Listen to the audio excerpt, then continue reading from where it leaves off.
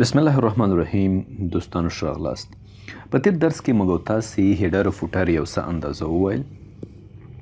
موږ تاسې بیا راځو ویو ته ملټیپل پیجز انتخابو تر څو زیات صفحې زموږ په ډاکومنټ کې ښکاره شي او موږ وکولی شو دا درس پرې ښه شان سره عملي کړو. ملګرو بیا د هیډر او فوټر ساحې ته راځو. دلته موږ تاسې یو اپشن لرو ډیفرنٹ اوډ اینډ ایون پیجز. اکثره کتابونو کې به تاسو لیدلی وي چې په جفتو صفحو کې یو قسم هیډر او فوټر وي او په تاقو صفحو کې بل قسم هیډر او فوټر وي. دا موږ د دې اپشن په واسطه کولی شو. که موږ کلیک وکړو ډیفرنٹ اوډ اینډ ایون پیجز، دلته وګورئ اوډ پیج هیډر او ایون پیج هیډر. دلته موږ ورته د مثال په ډول همداسې لیکو چې اوډ پیج هیډر، دا ورته موږ لیکو او بیا نیکسٹ باندې کلیک کوو. موږ ایون پیجز هیډر ته راځو. دلته موږ ورته لیکو ایون پیج هیډر او نور موږ دا څنګه کوو، کلوز کوو.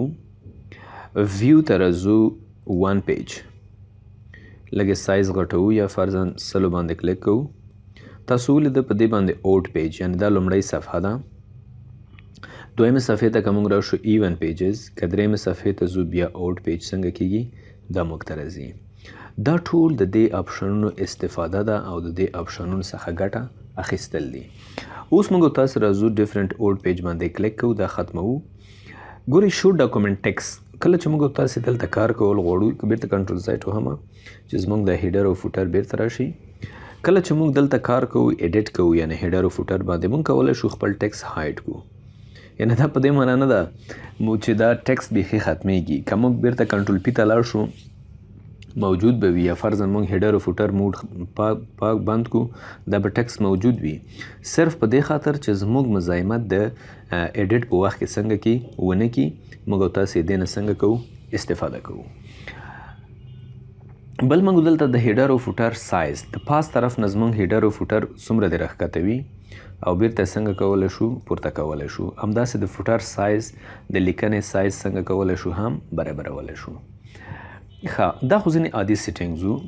اوس موږ تاسې یوې بلې موضوع ته راځو. هغه موضوع دا ده چې موږ تاسې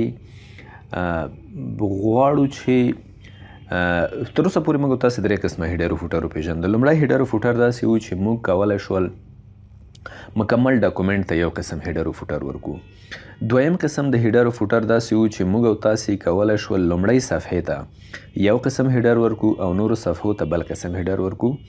دریم هیډر او فوټر داسې وو چې موږ کولی شول جفتو صفحو ته یو قسم هیډر او فوټر ورکو او تاقو صفحو ته بل قسم هیډر او فوټر ورکو. څلورم قسم د هیډر او فوټر دا دی چې موږ څنګه کولی شو یو سیکشن ته یو قسم هیډر او فوټر ورکو، بل سیکشن ته بل قسم هیډر او فوټر ورکو. ملګرو د دې اپشن یا د دې پریکټیکل څخه یا د دې کار څخه موږ تاسې هغه وخت ګټه اخیستلی شو کله چې موږ تاسې یو کتاب لیکو. د مثال په ډول دا کتاب موږ لیکو، داسې فکر وکړئ چې دا زموږ لومړی فصل دی، دویمه صفحه کې زموږ دویم فصل دی او دریمه صفحه کې زموږ دریم فصل دی. موږ راځو لومړي فصل ته، د بیخ صفحې ته، د صفحې اخر ته. دلته موږ تاسې کلیک کوو، بیا راځو لی آوټ ته، بیا بریکس ته راځو. بریکس کې ورته وایو سیکشن بریک خو نیکسټ پیج. په دې باندې چې موږ څنګه کلیک وکړو دلته دا صفحه بریک شوله، راتلونکي صفحې ته زموږ کرسر راغی، یعنې دا زموږ یو سیکشن شو او دا مکمل نور ډاکومنټ بل سیکشن شو. خو موږ غواړو دا دومه صفحه زموږ دویم سیکشن شي. نو په دې صفحې په آخر کې بیا کلیک کوو، بیا راځو بریکس ته، دلته ورته وایو سیکشن بریک نیکسټ پیج. دلته هم څنګه شو، بریک شو دا صفحه. اوس موږ درې سیکشن لرو، یو لومړی سیکشن، دویم سیکشن او همدارنګه دریم سیکشن. لومړی صفحه داسې فکر وکړئ چې زموږ ستاسې لومړی فصل دی، دې ته موږ یو قسم هیډر ورکول غواړو یا فوټر، او دا زموږ او ستاسې دویم فصل دی، دې ته بل قسم هیډر او فوټر ورکول غواړو، او دا زموږ او ستاسې دریم فصل دی او دې ته بل قسم هیډر او فوټر ورکول غواړو. نور څه نه کوو، فقط د هیډر او فوټر ساحه کې ډبل کلیک کوو. تاسو دلته وګورئ هیډر سیکشن 1، هیډر سیکشن 2 او هیډر سیکشن 3، همدارنګه فوټر کې هم. که موږ اوس بیا راشو دلته ولیکو فرضاً موږ ورته لیکو DTP، ورته لیکو ډیجیټل ټیکنالوجي پروفیشنل.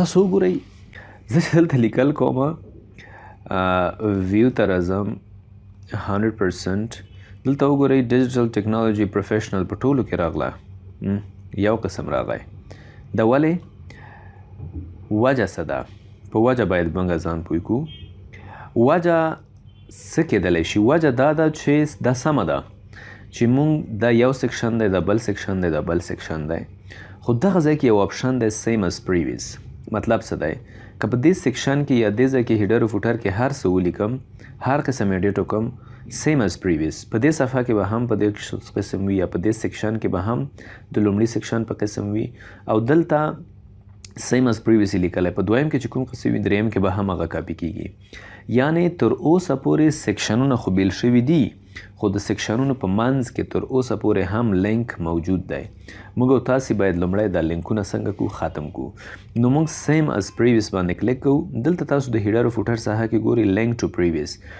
لینک ټو د پریویس سیکشن ټو کنټینیو یوزینګ د سیم هیډر او فوټر په دې باندې موږ کلیک کوو د دوی دواړو ترمنځ لینک ختم شو اوس که زه په لومړي سیکشن کې لیکل کوم فرضاً زه ورته وایم چې سیکشن 1 دویم سیکشن کې هغه لیکل نه راځي خو که دویم سیکشن کې تاسو وګورئ زه لیکل وکړم ولې دریم سیکشن کې راځي په دې خاطر راځي چې دلته تر اوسه د دریم سیکشن او د دویم سیکشن ترمنځ تر اوسه لینک نه دی قطع شوی نو موږ د دریم سیکشن په دې لینک کلیک کوو لینک ټو پریویس باندې کلیک کوو چې د دوی ترمنځ لینک هم څنګه شي ختم شي اوس چې زه په دویم سیکشن کې کوم لیکل کوم هغه دریم کې نه راځي دریم کې به موږ بیل لیکل څنګه وکړو وبکو او کلوز اوس تاسو راشئ ویو 100% وګورئ دا سیکشن 1 سیکشن 2 او همدارنګه سیکشن 3 دلته مې صرف سیکشن لیکلی دی سیکشن 3 کوي تاسو نو ګورئ داسې موږ کولی شو چې یو سناریو جوړه کړو فرضاً 3 فصله موږ لرو هر فصل ته موږ بیل بیل هیډر او فوټر څنګه کوو ورکوو بیا یادواري کومه موږ به مکمل کتاب ډیزاین په ورډ کې کوو د خیر سره تاسو په مخ کې به کوو تاسو به هغه ټول لیدلی شئ څو فصله 2-3 فصله کوو تقریبا باید د 9-10 ویډیوګانو څخه اضافه نشي د کور پیج په شمول باندې انشاءالله تاسو به په هغلته د دې درسونو پریکټیکل ډېر زیات وګورئ